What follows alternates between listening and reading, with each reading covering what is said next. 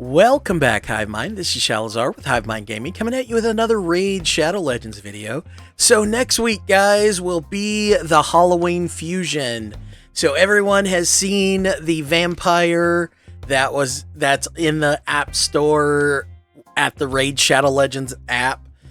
So when you go to download it, it shows the vampire there. And someone leaked it last week sometime or showed it, did videos of it last week sometime. So it is going to be a undead hordes, obviously, and it will be a void legendary. So he's going to sit right about here, which is going to round out a total of 16 void legendaries for the undead hordes. So let's get into it. Let's see what he looks like. All right, so this is what the guy looks like. Yeah, he looks like the dad from the Twilight series. Yeah. All right, so he is Vlad the Nightborn. He is a vampire undead, for the undead hordes, void legendary. His A1, Thirsting Blade, attacks one enemy, decreases the target's max HP by 30% of the damage inflicted. Also heals this champion by 30% of the damage inflicted. So that skill right there is going to help with the Scarab King, but it's whether or not the rest of his kit is going to help with that. Dude, check out the shoulder guards. He's got little gargoyles or bats on his shoulder guard. That looks pretty sweet. But anyway, let's get back into his kit. So the max HP really doesn't come into that big of a play anywhere else, but the Scarab King. It's just not that great of a skill. All right, his A2 attacks all enemies, has a 75% chance, probably books up to 100% chance of placing a leech debuff for 2 turns. So that's pretty good. AoE leech is really handy. Let's see. Also has a 75% chance, again, probably books up to 100% chance of stealing 50% of the target of the turn meter from champions from the Bannerlord, Sacred Order, or High Elf faction. Ooh. Okay. Stealing turn meter is fantastic, but stipulating that it can only be Bannerlord, Sacred Order, or High Elf factions. Has a 75% chance of decreasing the turn meter by 50% instead against targets not from those factions. So and again, probably books up to 100% chance. But has a chance of decreasing the turn meter by 50% or stealing 50%. Okay. Oh, well, that's not that big of a deal. Okay. So either way, it's taking 50%.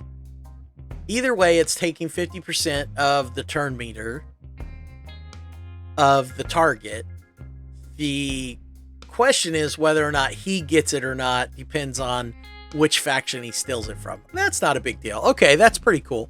I like that. That's not a horrible thing. Let's see. That's on a 4-turn cooldown. Probably books down to a 3. And then his A3, Mind Shroud, attacks one enemy 2 times. The first hit has a 75% chance, probably books up to 100% chance of placing a 60% decreased defense debuff for 2 turns. Ooh, why isn't that an AoE? All right, the second hit has a 75% chance of placing a block active skills debuff for 2 turns. That's a pretty good ability. If both debuffs are placed, places a perfect veil buff on this champion for 2 turns. So that's an interesting ability. It sucks that it's only 1 target though. Man. Because I'm pretty sure the undead faction needs AoE decreased defense. Let's take a look. Let's see. Don't believe that's AoE HP burn. None of them have it.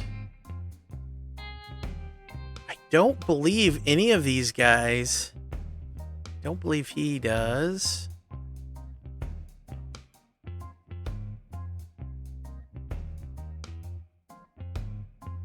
I think they missed a good opportunity there to give someone in the undead fact. Oh, wait. Attacks all enemies. Oh, yeah. He's got weaken and decreased defense. But that's on a 4-turn cooldown. Ouch. And it's only a 50% chance. So it's a 50% chance. It books up to an 80% chance of placing 25% weaken. And then places a decreased defense for 2 turns if a weaken debuff is not placed. Now, that's pretty lame. So, yeah, I don't like that at all. Yeah, so I guess kinda has a weaken decreased defense. Yeah, they missed a good opportunity, I think. So, let's see. And that's on a 4-turn cooldown. And again, probably books down to a 3. And then he's got his A4 Notorious. It's a passive. Places a Revive on Death buff on this champion for 2 turns every time this champion kills an enemy. Alright. Also, fully heals this champion and fills their turn meter by 50% every time they kill an enemy. Will only heal and fill this champion's turn meter when Constantine the Dayborn is on the same team. Alright, so Constantine the Dayborn, so that's obviously going to be another champion that's released at the same time. Interesting. I kind of want to see, I mean, like most fusions, and this is going to be a fragment fusion, so it's going to be one of the easier ones, and odds are Constantine is probably going to be the better the better legendary of the two. That's usually what happens. They'll have a fusion, and when they come out with another legendary with that fusion champion, the other legendary is usually more beneficial.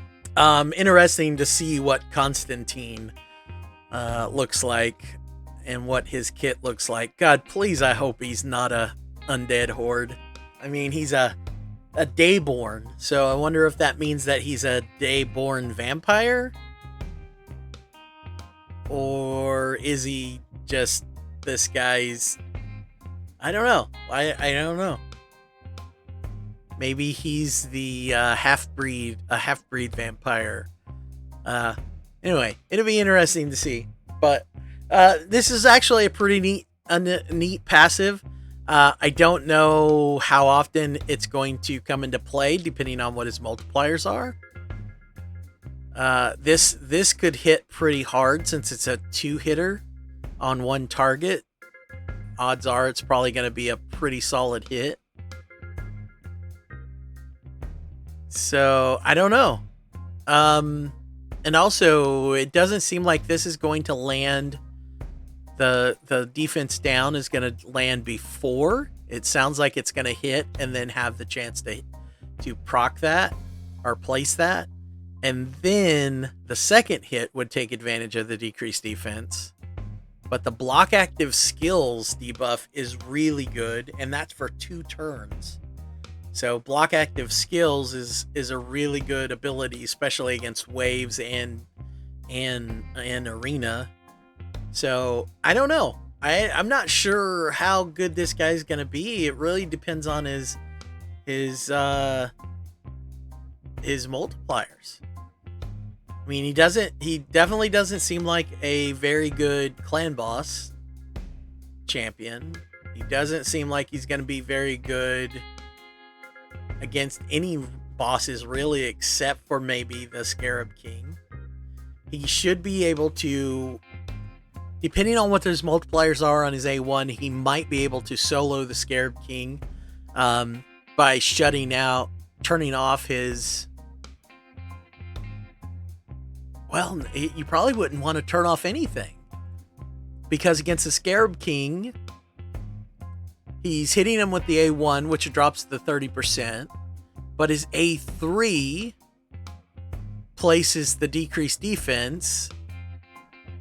And his A2 places Leech, which are both two really good debuffs that he would want on the Scarab King. So, and then hitting the decreased max HP is on his A1. I don't know, guys. I don't know. Would you use him as a solo Scarab King champion? Let me know in the comments what you guys think of this guy. If you plan on going for him, if not. And also let me know where you would use him.